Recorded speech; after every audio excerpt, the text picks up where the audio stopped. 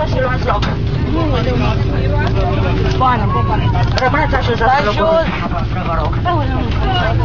Și la sol, în momentul de față, pasagerii sunt toți în zona de îmbarcare a aeroportului. Este vorba probabil de o coordonare care nu a fost foarte fericită între diversele organisme care își desfășoară activitatea pe aeroport. Despre ce organisme e vorba? Este greu să enumăr acum aceste organisme, lăsăm ancheta să ajungă la final și atunci vom afla mai multe detalii. Echipa care a intrat pe pistă a fost formată din 4 salariați și 2 autovehicule. Aeronava YR BGC, ce urma... La 35 de minute după această discuție, turnul autorizează aeronava să decoleze.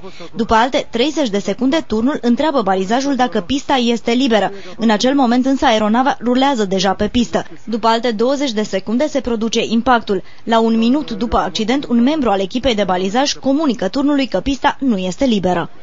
Echipajul și pasagerii simțeau însă pe pielea lor neglijența celor care trebuiau să-și facă treaba.